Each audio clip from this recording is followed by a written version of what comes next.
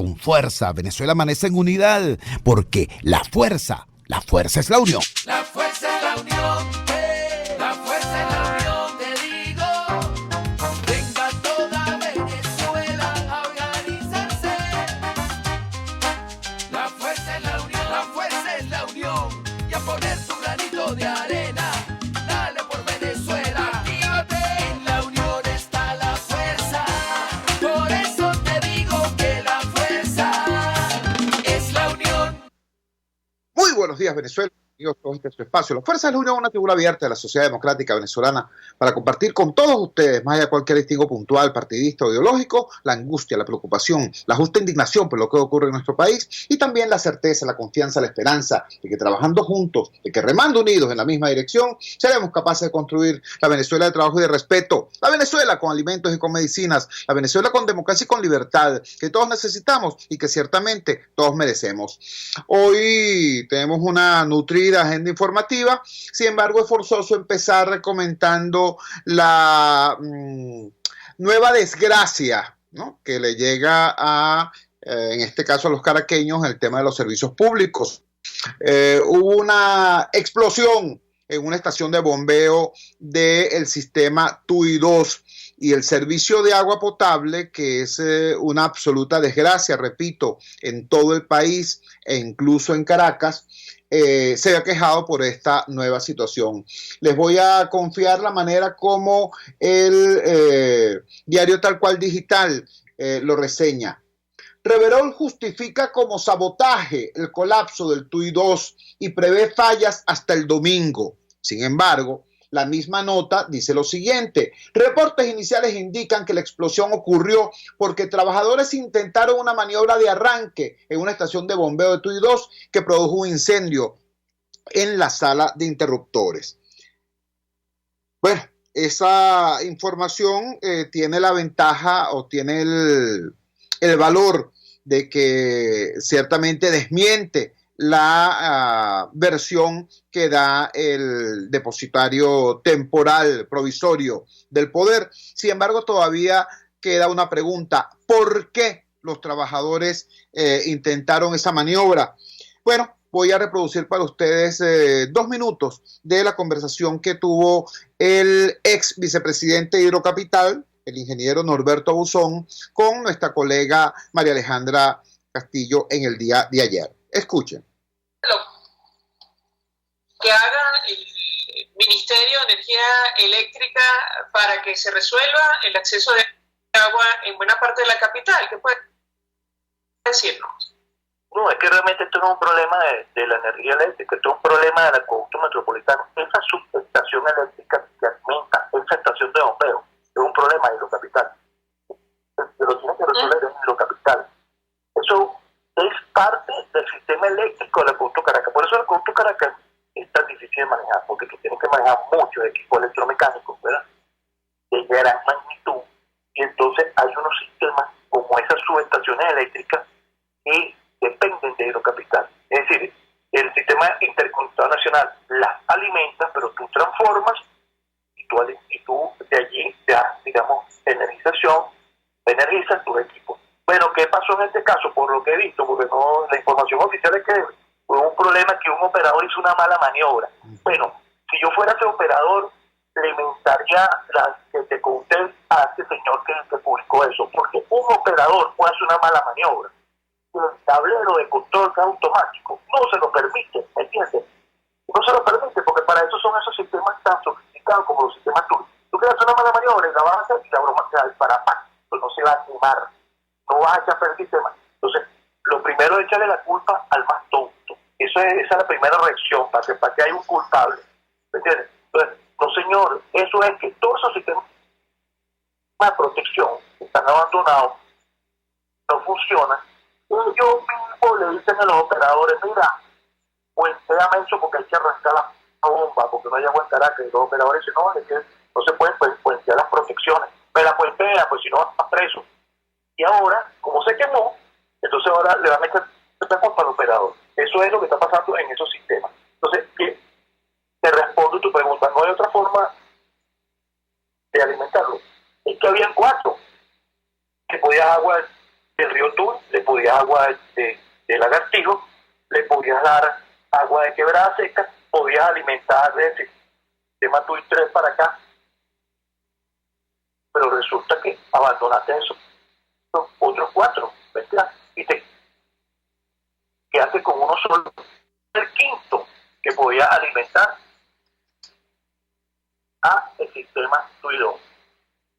Bueno, pero si los 5 no funciona ninguno de los 5, y además le falta la pereza, que también en ese circuito de seguridad lo tienes vacío, o sea, tú abandonaste 6 elementos de seguridad del sistema. Bueno, no hay más elementos que te puedan sustituir y enviar agua al sistema TUI 2. La gente de Latillo, la gente de Los Naranjos, la gente de Petare, la gente de La Dolorita, bueno, lamentablemente, olvídese del agua por unos días. Esperemos que Dios sea magnánimo con esto y esa reparación sea una reparación rápida, porque no hay otra manera de darle agua al sistema TUI 2. Todas las alternativas que se diseñaron sabiamente en el pasado para que esto no sucediera, estos señores las echaron a perder todas las alternativas que había. La única manera de que sucediera esto es que tú hicieras lo que hiciste, fuera el Lagartijo, fuera el río Tuy, fuera Quebrada Seca, fuera la Pereza y fuera la posibilidad del sistema TUI 3 hacia el sistema TUI 2. Bueno, está raspado.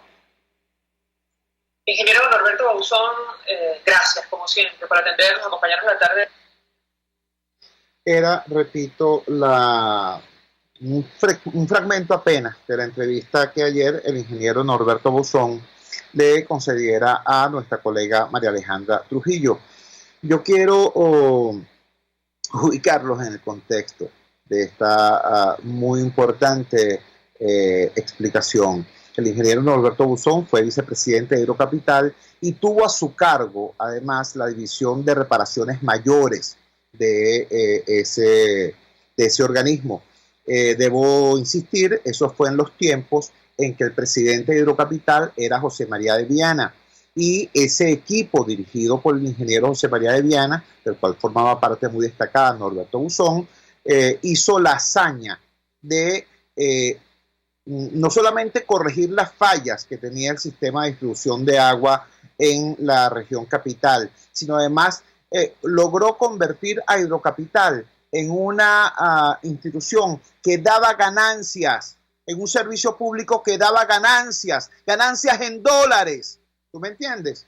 Esa fue la razón por la cual el ingeniero José María de Viana fue uno de los 2 únicos casos de funcionarios del gobierno de Caldera a quienes el presidente Chávez les rogó que por favor se mantuviera al frente de su responsabilidad en Hidrocapital.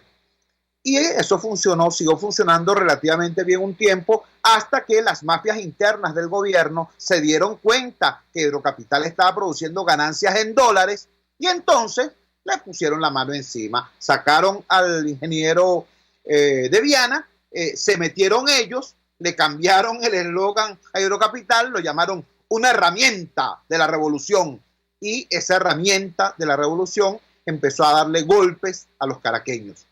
Y golpes como este. ¿Qué pasó? De acuerdo a la explicación que nos da el ingeniero Norberto Bauzón, ¿qué pasó allí en ese caso concreto? Bueno, que un conjunto de protecciones que tenía el sistema fueron deshabilitadas una tras otra. Una tras otra. ¿Por qué? Por instrucciones superiores de los vándalos que tienen el poder de toma de decisiones allí. Recordemos que acá en este programa trabajadores de Hidrocapital denunciaron en más de una ocasión que estaban bajo una situación prácticamente de terror. Les ponían al lado agentes del SEBIN encapuchados y armados para que supuestamente cumplieran las instrucciones como esta: deshabilitar las protecciones del sistema. ¿Y qué ocurre? Bueno, cuando entonces les dan una instrucción inadecuada, porque ¿qué trabajador por su cuenta va a tomar una decisión como esta que puede generar el colapso del sistema? Le ordenan que tome la decisión, se produce la explosión y el colapso, y entonces el culpable es el trabajador. Hasta que esto llega un poquito más arriba a manos de otro burócrata, en este caso uniformado, etcétera, etcétera. Dice, no, vamos a utilizar el santo y seña de ahora, pues. Ya no es el chigüire, ya no es la iguana, ya no es el mato de agua que mordió un cable o que aplastó un tubo, no, ahora es el sabotaje. Lo cierto es que los caraqueños van a ver agravada la sed que nos agobia. Sed de agua, sed de gasolina, sed de justicia, sed de libertad. Todo eso es lo que está ocurriendo. Ahora, insisto en esto porque el sistema que trae agua a Caracas es una joya desde el punto de vista de ingeniería, desde el punto de vista tecnológico. El sistema TUI 1, TUI 2, TUI 3 es realmente, repito, desde el punto de vista tecnológico, una joya. Para decirlo clarito, Caracas está aquí, a esta altura. El agua se produce aquí, a esta altura. Subir el agua hasta Caracas es una obra maestra de ingeniería. Pero ese sistema es el que fue destrozado por estos vándalos tras 20 años de mala gestión, burócratas incompetentes, faltas de mantenimiento y destrucción de los protocolos de seguridad. Ese es el contexto de las declaraciones, de las explicaciones que muy correctamente le daba el ingeniero Norberto Buzón a nuestra colega María Alejandra Trujillo en la excelente entrevista que esta profesional hiciera en el día de ayer. Vamos a la siguiente pausa comercial y ya regresamos con muchísimo más de La Fuerza es la Unión. Usted escucha Unidad, La Fuerza es la Unión, con Chuo Torrealba por RCR 750 AM. Sintonícenos a través de Periscope, @RCR750, la radio que se ve. En RCR somos vanguardia. Toda la programación de tu RCR también la puedes seguir a través de la internet. Audio y video en tiempo real. Noticias y mucho más. No te pierdas ni un segundo de nuestra programación. No hay excusa ni cadena que valga para que dejes de escucharnos. Ingresa a rcr.tv, la radio que se ve.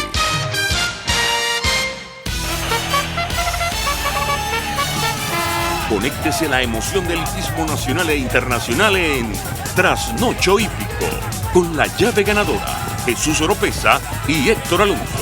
Estadísticas, entrevistas, pronósticos. Trasnocho Hípico, todos los miércoles, jueves y viernes a las 11 de la noche. Solo por RCR Deporte, 750 AM. Opinión, ideas en debate. Usted escucha a Chuo Torrealba en Unidad, La Fuerza es la Unión, por RCR. Regresamos a La Fuerza de la Unión y ahora vamos a hablar de política con P mayúscula, de política desde la perspectiva de los ciudadanos. Nos vamos de tubazo en el día de hoy, en el curso del día de hoy va a ser hecho público un comunicado suscrito por más de 50 organizaciones no gubernamentales dirigidos, o mejor dicho, con un doble destinatario. Este comunicado está dirigido tanto al régimen del señor Maduro Moros como al gobierno interino presidido por el diputado Juan Guaidó, para que nos explique los detalles del cómo y del por qué, del para qué de este documento. Hicimos una entrevista ahora más temprana a Rafael Uzcategui, el coordinador general de PROVEA, el Programa Venezolano de Educación, Acción en Derechos Humanos, que es una de las organizaciones que suscribe este documento. Escuchemos entonces lo que nos dijo al respecto Rafael Uzcategui. Vamos a conversar de inmediato con Rafael Uzcategui, coordinador general de PROVEA. Esta es una primicia. En el curso del día de hoy va a ser hecho público un documento suscrito por un importante número de organizaciones de la sociedad civil con un conjunto de planteamientos y demandas, tanto al régimen de Maduro como al gobierno interino presidido por el diputado Juan Guaidó. Por supuesto, no le vamos a pedir a Rafael que tubee el contenido del documento, como decimos en el argot periodístico, pero sí que nos dé algunas luces sobre cuál es la orientación del mismo, cuál es la naturaleza de la exigencia que ahí se plantea. Rafael, gracias por atender nuestra llamada madrugadora. Muy buenos días, te escuchamos.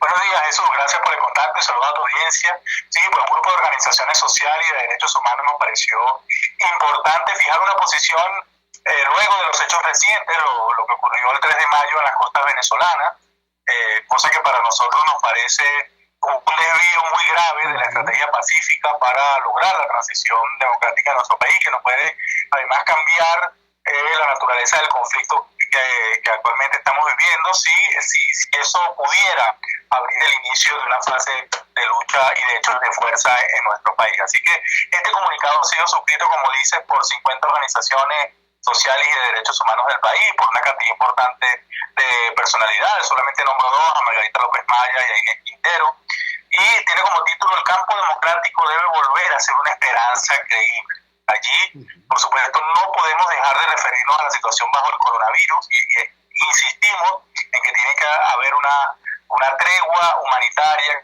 que ponga a autoridades principales en el país, el Ejecutivo Nacional y la Asamblea Nacional, para poder diseñar una respuesta, pero especialmente solicitamos que haya una rectificación del liderazgo democrático en reconocer los errores que se han incurrido hasta ahora, que se ratifique sin ningún tipo de titubeo que el mecanismo para poder lograr la transición en Venezuela es pacífico, es democrático, y que además, por supuesto, se abra una investigación sobre estos hechos dentro de la Asamblea Nacional, y que por supuesto se establezcan las sanciones y de las responsabilidades que haya de las personas que lo hayan ocurrido. Un poco en esto coincidimos, por ejemplo, con el propio pronunciamiento de Primera Justicia, que también está solicitando una investigación y está rechazando también esta desviación grave a nuestro juicio, que además pone en peligro todo el movimiento democrático, todo lo que hemos construido, la relación, la confianza de la comunidad internacional, los principios morales en los cuales se basa nuestra actuación, y además también, por supuesto, nos coloca pues al borde pues, de una situación bien difícil, que además va a ser un regalo, va a ser una oportunidad para que Nicolás Maduro Estamos conversando con Rafael Uzcategui, el coordinador general de Provea, quien está anunciándonos que en el curso del día de hoy va a ser liberado, va a ser hecho público un documento secreto suscrito por 50 organizaciones de desarrollo social y de derechos humanos, haciendo un conjunto de planteamientos, de exigencias, tanto al régimen de Maduro como al liderazgo democrático. Rafael, entiendo que entonces este es un documento de suyo polémico, porque a ambos factores se le está requiriendo cosas que no han querido dar. El presidente Guaidó, cuando acepta la renuncia de Vergara y de Rendón, prácticamente los llena de elogios, es decir, no hay una rectificación allí.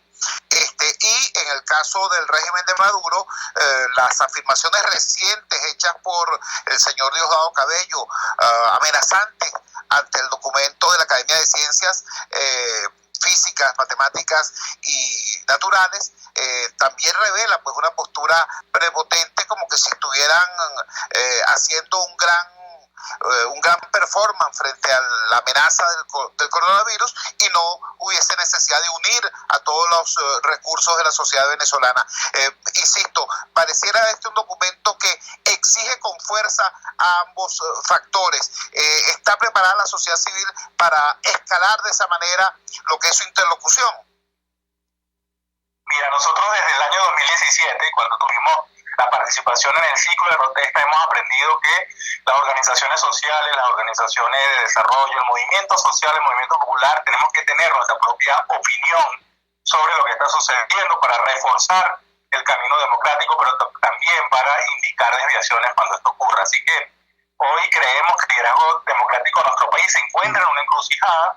Nosotros, por supuesto, esperamos rectificaciones, porque no pretendemos sustituirnos en labor de las organizaciones sociales y de derechos humanos como la nuestra, es de otra naturaleza, es desde otro lugar, pero sí, por supuesto, formamos parte de este movimiento que aspira el retorno a la institucionalidad democrática en el más corto plazo. Entonces nos parece importante hacer estos señalamientos públicos en este momento, en el mismo espíritu que lo hizo Primera Justicia, que es una organización política partidista también los ha hecho públicos porque creemos que estamos en una situación, una encrucijada, que si se reitera la vía en la que hemos transitado en las últimas semanas, está en peligro no solamente el liderazgo, sino el propio movimiento democrático que tanto nos ha costado acumular, coordinar, particular, y que por supuesto hemos hecho muchos esfuerzos para poder ganar la confianza y el apoyo de la comunidad internacional. Así que nos parece importante, y por supuesto también ahí seguimos denunciando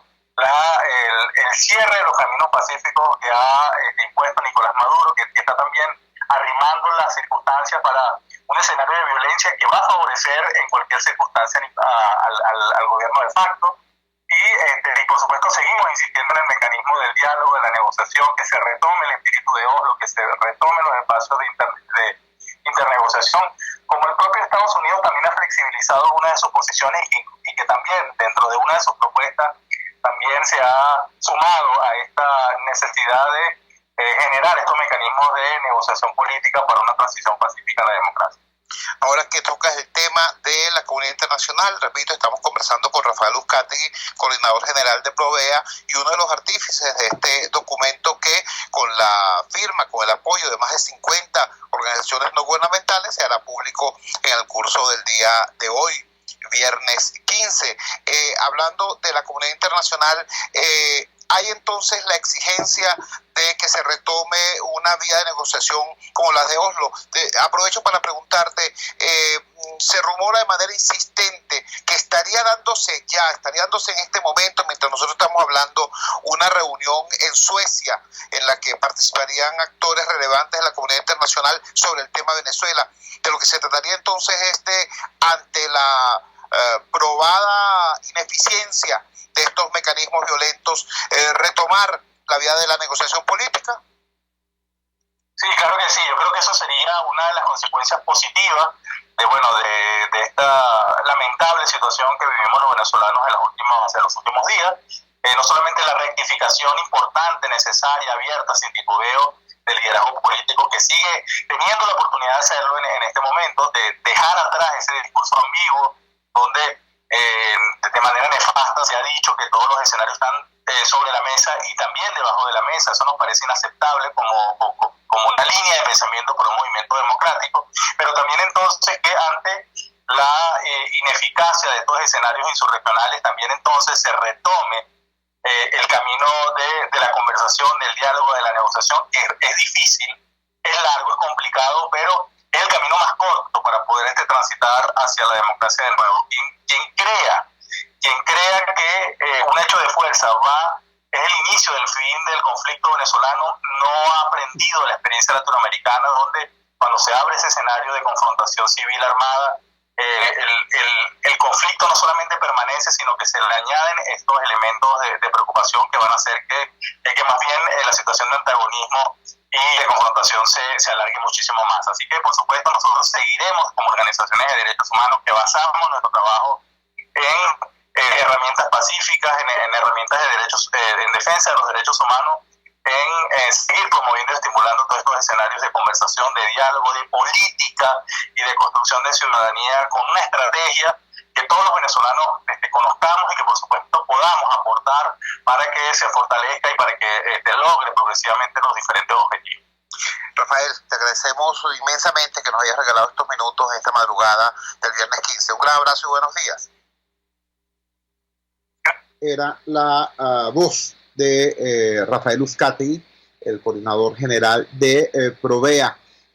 Antes de que alguien vaya a reaccionar desde las vísceras, debo recordarles que Provea es precisamente la organización defensora de derechos humanos que en días recientes, muy recientes, fue atacada de manera virulenta desde el poder por el mismísimo Nicolás Maduro. Es decir, desde ese talante de firme compromiso en la lucha con la democracia, desde ese talante de claridad frontal en la defensa de los derechos humanos, es que hace Rafael Uzcategui este planteamiento junto con otras 49 organizaciones de la sociedad civil. En total, 50 organizaciones de la sociedad civil están dando un paso que es relevante. Yo creo que es prudente ubicar las cosas en su horizonte real. Aquí se está dando un paso que hasta ahora no se había dado en lo que era la conducta de la sociedad civil en Venezuela. Como todos sabemos, la sociedad civil, a diferencia de los partidos políticos, no tenemos vocación de ocupar espacios administrativos de poder, ¿no? Queremos tener incidencia en el proceso de toma de decisiones, para eso nos organizamos, pero no estamos compitiendo con el poder. En este caso, este documento va un poquito más allá, señalando críticas concretas y propuestas concretas, tanto al régimen de Maduro como al gobierno interino de Guaidó. ¿Por qué se hace esto desde la sociedad civil? Bueno, porque no estamos en una situación ordinaria. En una situación ordinaria, la sociedad civil haría su trabajo y luego discretamente, prudentemente, privadamente, hablaría con los actores políticos para sugerirles tal o cual cosa. Pero estamos en una situación excepcional. Estamos en una situación en la que lo que está en juego no es si fulanito de tal permanece en el poder o si fulanito de tal accede al poder. No. Lo que está en juego es la vida literal. Estoy hablando de la vida física de los venezolanos. Porque además de todo el deterioro que tenemos acumulado, además del hambre, de la destrucción institucional, del colapso de los servicios públicos, además de todo este asunto, ¿no? Tenemos la amenaza del coronavirus, que es una pandemia, que es una amenaza global, que afecta la vida física de las personas. Entonces, en este contexto de crisis extrema, se produce esta conducta extrema de la sociedad civil venezolana, planteándole directa y públicamente a los actores políticos la necesidad de que se enserien. Al régimen de Maduro se le hace un conjunto de planteamientos concretos. ¿Por qué? Porque reconozcamos la legitimidad del gobierno de Maduro. No, sino que reconocemos que constituye un poder fáctico, que tiene control del territorio y que tiene control de la estructura burocrática del Estado. Entonces tienes que hablar con él, ¿vale? Tienes que plantearle cosas a él. Tienes que decirle, por ejemplo, mira, no sigas manejando de esa manera absurda el sistema hidrológico venezolano, el sistema de agua potable en Venezuela, Hidrocapital. No lo sigas haciendo, las empresas hidrológicas, no lo sigas haciendo porque estás dinamitando tú mismo, no la calidad del servicio, sino el servicio en sí. Entonces sugerimos en ese mismo documento la integración de un equipo especial de intervención integrado por profesionales altamente capacitados, independientemente de su posición política o de su filiación partidista. Y lo mismo hacemos en el caso de la gasolina, y lo mismo hacemos en el caso del agua, en el caso de los alimentos, perdón. Y por supuesto lo mismo hacemos en el caso de la pandemia. Proponemos la creación de una autoridad única para conducir la lucha de la sociedad venezolana contra la pandemia, una autoridad de carácter científico, médico, profesional. Repito, integrada por venezolanos eminentes independientemente de su filiación político-partidista.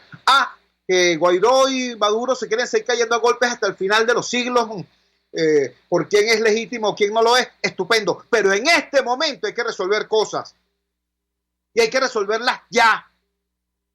Y en ese sentido, entonces se produce este documento que en el curso del día va a ser hecho público por este conjunto de organizaciones de la sociedad venezolana. Repito, no lo estamos haciendo desde una postura de supuesta neutralidad.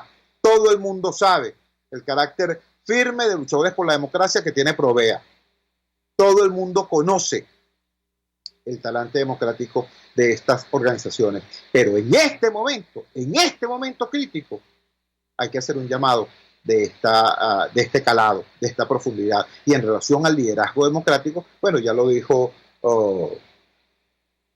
Rafael, es pertinente hacer un llamado de atención y exigir una clara rectificación, no un saludo a la bandera, no una cosa como la que acaba de hacer el presidente Guaidó con los señores Rendón y Vergara, que es, te acepto la renuncia, oye, pero qué bueno era trabajar contigo, qué valiosos servicios les diste a nuestra patria.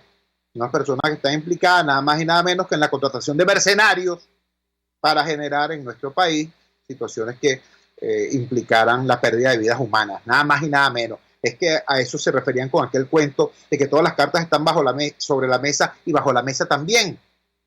No, en ese sentido hay una actitud clara y firme de condena y de exigencia de rectificación por parte del liderazgo democrático. Por eso el título del documento es así: el campo democrático debe volver a ser una esperanza creíble para los venezolanos. Vamos a la siguiente pausa comercial y ya regresamos con muchísimo más de La Fuerza. La fuerza es la unión. Les estamos presentando Unidad. La fuerza es la unión. Solo por RCR 750 AM. Puedes seguirnos en nuestras redes sociales. En Twitter, @RCR750. La radio que se ve. Los temas de actualidad más relevantes son expuestos a la luz de La Linterna. Diego Bautista Urbaneja le invita a formar parte de este ameno espacio de charla y análisis con una buena taza de café y al son de buena música. La Linterna, de lunes a viernes, a partir de las 2 de la tarde, por RCR 750 AM. RCR 750 AM, porque lo bueno une.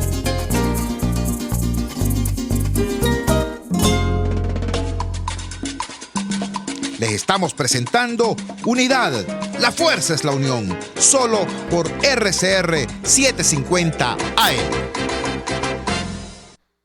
Regresamos a La Fuerza es la Unión. Ha sido unánime el repudio de la sociedad venezolana a las amenazas proferidas desde el poder contra la Academia de Ciencias Físicas, Matemáticas y Naturales a partir de la publicación del documento que esa institución emitió, haciendo una alerta importante sobre la evolución posible de la pandemia. Decían los representantes de la Academia de Ciencias Físicas, Matemáticas y Naturales que, de acuerdo a modelos matemáticos que utilizaron, es probable que tengamos entre junio y septiembre escenarios donde el más benigno nos planteaba 1.000 casos diarios de COVID-19 y el más severo hasta 4.000 casos diarios de COVID-19. Bueno, eso desató la furia de uno de los factores de poder. Se produjeron estas amenazas que fueron ayer repudiadas por todos los sectores de la vida nacional. Ahora, más allá de la hojarasca, hay un dato cierto. Lo único que tiene en sus manos hoy la sociedad venezolana para hacer frente a este tema es el distanciamiento social, es el aislamiento, el confinamiento, es la cuarentena. Pero la cuarentena viene dada hoy sin apoyo económico a las familias, sin sustento, sin gasolina y con mucha propaganda y con mucha represión. Frente a eso han surgido propuestas.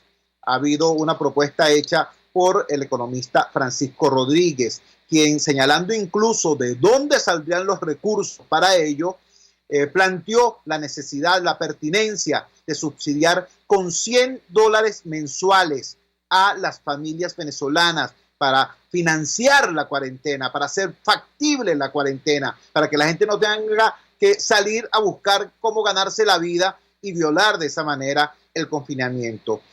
Después que Francisco Rodríguez hizo ese planteamiento, han ocurrido dos cosas importantes. El señor Juan Guaidó, presidente interino y presidente de la Asamblea Nacional, hizo una propuesta similar, pero solo para algunos factores del sector salud. $100 mensuales para asistir a algunos venezolanos que están en el sector salud, concretamente aquellos que tengan contacto directo con pacientes con COVID-19. Otro planteamiento interesante fue el que surgió desde el partido Primero Justicia. Este caso es bastante más parecido a la propuesta de Rodríguez. Carlos Ocariz, a nombre de Primero Justicia, planteó también un subsidio masivo a la familia venezolana de $100. No recuerdo si él lo planteó como $100 mensuales o un subsidio único. En todo caso, tenemos en línea al autor de la propuesta original, a Francisco Rodríguez. Francisco, habiendo dado la política en Venezuela, la situación, la crisis venezolana, los giros que ha dado en las últimas semanas, ¿cuál crees tú que sea el panorama para propuestas como las que tú has hecho? Muy buenos días, te escuchamos. Muy buenos días, Chugo. Un saludo a todos tus oyentes. Quisiera antes de todo comenzar así mismo expresando mi repudio total a la persecución planteada contra la Academia Nacional por parte del gobierno de Maduro y particularmente por parte de Diosdado Cabello. Es totalmente inaceptable que se persiga a los académicos, los pensadores de esa forma. Y bueno, eso vemos que lo hacen los gobiernos autoritarios cuando no tienen cómo rebatirlos, cuando saben que tienen razón. Y además, y eso es muy relevante para nuestra discusión ahora, porque yo creo que ese ejercicio de la academia tiene razón, y justamente uno necesita tener ese tipo de análisis para poder diseñar las intervenciones correctas. Y lo que está planteado ahí es algo que yo también he venido planteando desde hace un buen tiempo, que es que la estrategia del gobierno de Maduro de aplicar una cuarentena muy agresiva desde el principio es la correcta. Eso es totalmente... eso no se pone en duda. El problema es en la capacidad de mantener esa cuarentena cuando ello implica costos económicos crecientes para las familias, para la gente que tiene que quedarse en su casa, dejar de trabajar. De ahí la propuesta que nosotros hemos hecho de un programa de $100 por familia para apoyar a esas familias que tienen que quedarse en casa. Y este es un programa digamos, más que que haya inventado la propuesta, yo en realidad lo que hice fue ver las experiencias de otros países, lo que están haciendo otros países, y la mayoría de los países de la región están haciendo este tipo de programas. Es lo que recomiendan los profesionales de salud pública, los economistas que hemos estudiado el tema, darle un incentivo a la gente para que se quede en casa.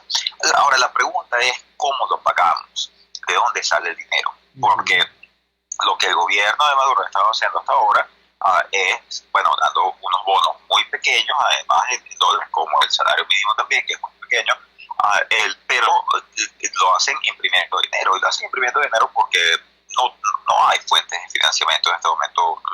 La realidad es que la capacidad, por todos los errores del chavismo principalmente, la capacidad de producción de ingresos del Estado venezolano se ha desmoronado, y tú además ahora tienes precios del petróleo que están por debajo del costo de producción, tú tienes una empresa petrolera sancionada que tiene muchos problemas vendiendo en el exterior, tú tienes acceso a las cuentas internacionales bloqueadas. Entonces en realidad no hay práctica, o sea, hay una capacidad muy limitada del Estado de pagar este tipo de subsidios. Eso lo que quiere decir es que se necesita una fuente de recursos. ¿Qué fuente de recursos hay? Bueno, y lo hemos hablado en tu programa, hay activos en cuentas congeladas en el exterior, ahora bajo control del gobierno interino, algunas de ellas, y hay recursos de organismos internacionales. El Fondo Monetario Internacional, por ejemplo, tiene un programa en el que se llama el Instrumento de Financiamiento Rápido, y está dirigido a atender emergencias, está dirigido justamente a darle a los países miembros, como Venezuela, país miembro del Fondo Monetario Internacional, la capacidad de acceder a lo que podríamos pensar en casi como un préstamo, como cuando uno se toma un préstamo de la caja de ahorros. Los países tienen derecho a esto, pueden acceder, no hay condiciones programáticas, no es que tienen que hacer un programa de ajuste con el Fondo Monetario Internacional, esos son otros préstamos. Y ahí Venezuela tiene $2.600 millones a los que podría acceder este año. Pero ¿cuál es el problema? El Fondo Monetario Internacional no reconoce ni al gobierno de Maduro ni al gobierno de Guaidó, no han tomado una decisión sobre cuál gobierno reconocer, y por lo tanto han paralizado los préstamos hasta que tomen esa decisión. El planteamiento que yo he hecho es, vamos a ponernos de acuerdo, los dos factores críticos que son los que necesitan ponerse de acuerdo aquí. El gobierno de Maduro, que es el control del territorio nacional y puede implementar un programa de este tipo, y el gobierno de Guaidó, que puede destacar la llave del financiamiento, pónganse de acuerdo, vayan al Fondo Monetario Internacional o utilicen dinero de alguna de las cuentas congeladas a las cuales Guaidó tiene acceso y vamos a utilizar ese dinero para ayudar a los venezolanos. Y desde aquí lo más importante, yo creo que nosotros tenemos que entender este tipo de propuestas de alguna u otra forma, la propuesta de acuerdo petrolero humanitario. Nosotros hemos venido hablando, incluso aquí en este programa, varias veces hemos hablado de ella. Y la reacción a veces de algunos de los sectores, digamos, más radicales o línea dura es no podemos llegar a acuerdos porque nosotros lo que queremos es sacar a Maduro y nosotros queremos hacer la máxima presión para sacar a Maduro. Y yo, digamos, yo entiendo esa posición que han asumido algunos sectores, pero tenemos que ser realistas. O sea, yo creo que ahora está claro para todo el mundo que más o menos tenga un poco de sentido común que esto no se va a resolver dentro de poco, esto no se va a resolver, el problema político no se va a resolver en el corto plazo, no se está resolviendo. Aquí lo que hay es lo que se llama un empate catastrófico, donde tú tienes dos sectores que están enfrentados, que tienen control de partes del Estado. Uno de ellos tiene control del territorio nacional, otro de ellos tiene control al acceso de las fuentes de financiamiento internacionales. Por lo tanto, si estos sectores no se ponen de acuerdo, ahora la gente la va a pasar muy mal y vamos a tener escenarios como esos, como los escenarios que predice la academia, además en un entorno en el cual nuestro sistema de salud está muy debilitado y tampoco va a poder manejar ese tipo de casos. Entonces, ¿qué hacemos? Seguimos esperando que salga Maduro, seguimos esperando a que llegue una intervención mágica que lo saque, o llegamos a acuerdos viables, factibles para ayudar a la gente, y bueno, que se consiga. O sea, yo no estoy diciendo que se tiene que abandonar la lucha y el reclamo legítimo porque se cumplan los derechos políticos de los venezolanos y porque tengamos elecciones libres. Eso lo hemos planteado en ese sentido. Yo en esos planteamientos soy totalmente solidario y apoyado totalmente la postura de Juan Guaidó, pero sin embargo hay que llegar a acuerdos para que la gente no la pase tan mal, porque la gente la está pasando muy mal, como también está pasando con el tema de la gasolina. O sea, no puede ser que a donde nos llegue nuestro conflicto político es que Venezuela no puede entrar gasolina, que en Venezuela no se puede importar gasolina, y que la gente tiene que andar sin gasolina.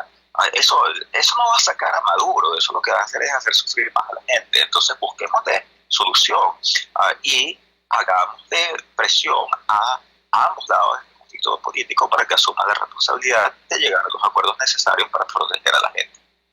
Francisco, te agradecemos altamente que nos hayas regalado estos minutos esta madrugada del viernes 15, porque es necesaria una visión más amplia que la que hasta ahora se ha manejado en la confrontación de los actores de la polarización venezolana. Muchísimas gracias, buenos días. Gracias a ti, un saludo para todos. Era Francisco Rodríguez, economista, replanteando o insistiendo en su propuesta urgente de mecanismos de ayuda a los venezolanos, en principio para que la cuarentena sea sostenible y más allá del tema de la cuarentena, para aliviar la presión que tiene el venezolano ante la emergencia humanitaria concreta, independientemente de que se continúe como tiene que continuarse la lucha por elecciones libres, la lucha por tener en Venezuela un gobierno que nos represente a todos y que nos proteja a todos y que no sea una especie de fuerza de ocupación dentro de nuestro país. Vamos a la siguiente pausa comercial y ya regresamos con muchísimo más de La Fuerza. La fuerza es la unión. Les estamos presentando Unidad, la fuerza es la unión, solo por RCR 750 AM. Puedes seguir nuestra programación a través de rcr.tv, la radio que se ve. Serovka es una empresa que cuenta con un equipo de físicos, médicos, ingenieros, arquitectos y técnicos que brindan protección y seguridad radiológica a todas las clínicas. Serovka también ofrece capacitación al personal médico técnico y de enfermería, así como la divulgación científica a pacientes sobre radioterapia, medicina nuclear y radiodiagnóstico. www.serovka.com y en las redes @Serovka. Serovka, empresa líder en protección radiológica con cobertura en toda Venezuela, América Latina y el Caribe. Antes de empezar el día, entérese de lo que acontece en el país junto a Pedro García Otero en Titulares de la Mañana, de lunes a viernes a las 6:30 de la mañana. Acompáñelo y empiece su día bien informado. Titulares de la mañana con Pedro García Otero. Solo por RCR 750 AM. Porque lo bueno une. Amanece con la fuerza de un país que quiere cambio. Chuo Torrealba está al aire en Unidad. La fuerza es la unión. 482-9750 y @Chuo Torrealba por RCR.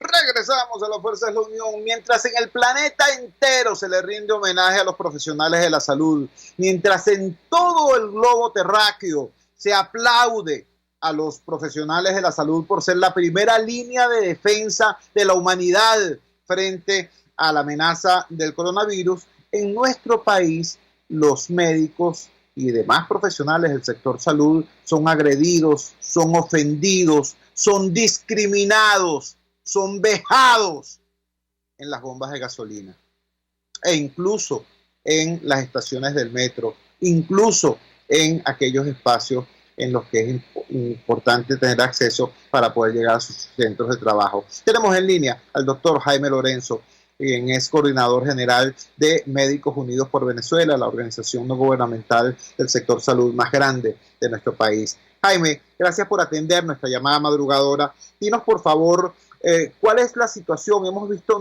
numerosas denuncias de médicos varados en estaciones de servicio y no pueden atender a sus pacientes por esta situación. ¿Eso es así o se trata de una exageración de las redes sociales? Te escuchamos. Buenos días, Chu, a ti, a tu equipo y a todos los escuchos nacionales e internacionales. Bueno, no solamente es así, sino que acuérdate que lo que puede salir en las redes sociales es quizás la punta de un iceberg. Venezuela desde hace mucho tiempo el problema de combustible en el interior de la República y durante esta pandemia donde todo el mundo sabemos que hay una situación grave con el combustible, eso ha afectado a la región capital como nunca y el estado Vargas. En el interior las denuncias son diarias en todos los estados de la República, en donde los médicos, independientemente de muchas cosas, siempre hemos sido gente de negociación, gente de sentarnos a llegar a acuerdos. Se hacen acuerdos con los altos mandos de los SODI para hacer un mecanismo de surtir combustibles de forma ordenada y respetando normas, y cuando se hace todo eso, cuando se va a las estaciones de servicio, estamos a la decisoria de un personal subalterno de las Fuerzas Armadas que toma decisiones como cerrar la bomba o decide que ese día no va a colocar o va a dejar pasar otras contingentes de ciudadanos que tienen el derecho también de surtir combustible, pero quizás sus trabajos no son condicionantes de estar en la primera línea de la defensa contra el COVID y contra el resto de las enfermedades que se nos están olvidando por el COVID. Porque aquí el paciente oncológico no es que se curó de repente, o los nefrópatas, o los niños desnutridos, o las mujeres embarazadas. La dinámica sanitaria sigue igual o peor que antes de la epidemia. Las vejaciones al personal de salud van desde que inician una cola 14, 16 horas antes, o en el caso del interior, 2 y 3 días antes, y cuando vas a estar cerca de surtir el combustible, viene un miembro de las Fuerzas Armadas o policiales y decide que no, que hasta ahí, o que el médico no es importante, o algunos casos denunciados donde el salvoconducto es roto frente al personal de salud y no lo toman en cuenta, o el caso del día de ayer, el personal del Hospital Los Magallanes de Catia, que el personal de los uniformados que estaba en las puertas del metro no les permitía la entrada si no presentaban el carnet. Y resulta y acontece que hay hospitales, o mejor dicho, los hospitales de Caracas, y te lo doy por buena fuente, el carnet no se renueva, no dan carnet nuevo desde hace 3 años. O sea, ¿cómo vas a pedir un carnet a personal que ingresó nuevo o que lo perdió si tienen un salvoconducto, el cual nos han dicho que el salvoconducto con la cédula es un documento suficiente para identificar al personal de salud? Eso ocurrió el día de ayer, como también en el tren de los Valles del Tuy, donde hay situaciones donde el personal de salud en general es vejado, es discriminado porque por la decisión de alguien que no tiene quizá una buena orientación o tiene una orientación pero la interpreta como él quiere. Eso es lo lamentable que estamos pasando todos los jóvenes. Jaime, hemos tenido noticias sobre incluso decesos, fallecimientos de pacientes renales que necesitan la gasolina para ir a dializarse, y tenemos la información reciente de un caso en Anzoátegui donde un paciente renal falleció haciendo la cola en la estación de servicio.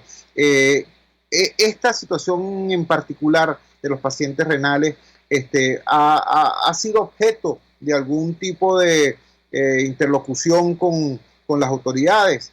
Te pregunto. Mira, cada vez que el equipo de salud se reúne con los militares en cada estado, el segundo punto a discutir no solamente es surtir el combustible al personal, el segundo punto es surtir el combustible a aquellas personas que sufren de enfermedades crónicas. O es decir, los pacientes oncológicos, los pacientes renales que tienen 3 veces a la semana desplazarse para conectarse a una máquina de hemodiálisis que le limpie la sangre. Ese es el segundo punto que siempre se discute y siempre se llega de acuerdo, pero pareciera que las personas que colocan en las estaciones de servicio dejaron de ser humanos, porque no se conduelen ante nada. Es impresionante. En caso inclusive del mismo estado de Anzoátegui, una persona que estaba haciendo su cola pico y placa para ir surtiendo gasolina para lograr llenar su tanque de 20 litros en 20 litros para desplazarse a Puerto Ordaz para buscar el tratamiento de quimioterapia para que se lo colocaran a su esposa, y la persona encargada de la estación de servicio hizo caso omiso de esa situación y lo echó para atrás en 2 oportunidades. Y cuando eso se hizo viral, lo atendió después de insultarlo y decirle que cualquier cantidad de vejaciones porque él había hecho la denuncia en las redes. O sea, la deshumanización que estamos teniendo, tú puedes ser un órgano de seguridad del Estado, pero también eres un ser humano y tienes una familia y tienes toda una cantidad de relaciones intersociales. No puedes perder la capacidad del humano de tener la visión de observar quién te está engañando o quién te está diciendo la verdad ante una situación que ya previamente había sido hablada con tus superiores. Y eso es lo más grave. Así es. En todos los estados, te lo digo con seriedad, en esas discusiones nuestros pacientes son parte de la discusión y de los acuerdos para que ellos puedan surtir combustible. Y el tercer grupo son las organizaciones de ayuda humanitaria que están trabajando en los estados haciendo el trabajo que nadie ve, porque quien le lleva comida a muchos ancianos, quien le lleva medicamentos a muchos ancianos y a niños con problemas de nutrición, son esas ONG que hacen el trabajo silencioso, que no hacen bulla, que están por ayudar a cumplir el evento de la ayuda humanitaria tan necesaria, no solamente por el COVID, sino antes del COVID. Así es, Jaime. Te agradezco tanto que hayas utilizado esta humilde ventana para hacer esta denuncia tan poderosa y tan dolorosa. Muchísimas gracias, Jaime. Muy buenos días. Gracias, amigo. Cuídense, por favor. Era el doctor Jaime Lorenzo, coordinador general de la organización no gubernamental Médicos Unidos por Venezuela. Tenemos que tener los pies en la tierra, ¿no? Esto que está ocurriendo en las estaciones de servicio, nos lo acaba de decir el doctor Jaime Lorenzo. Se reúnen con la SODI, se reúnen con la REDI, se reúnen con los altos mandos y llegan a acuerdos. Cuando llegas a la estación de servicio, los acuerdos desaparecen y quedas en manos de unos sujetos que actúan como que si no fueran personas, como que si no fueran seres humanos. Hay que tener claro cómo y por qué ocurren estas cosas. Cada gandola de combustible tiene 35,000 litros. 35,000 litros. Multipliquen ustedes 35,000 litros por $2.5 cada litro, que es el precio promedio de los bachaqueros, que es el precio promedio del mercado negro. Multipliquen ustedes eso. Después por 188, que es el cambio, 188,000, que es el cambio de cada dólar por los devaluados bolívares soberanos del madurismo. Y se darán cuenta entonces de cuál es la razón verdadera de tanta inhumanidad. Asco asco e indignación es lo que produce toda esta situación. Trabajamos para ustedes en la dirección general de la emisora Jaime Nestades, al frente de los controles estuvo César Arteaga. Habló para ustedes su amigo, comunicador popular, activista social, ciudadano en lucha por la democracia y por la libertad, Jesús Chuo Torrealba. Ahora más que nunca, fuerza Venezuela, porque la fuerza es la unión. RCR presentó Unidad, la fuerza es la unión, con Chuo Torrealba, solo por RCR 750 AM.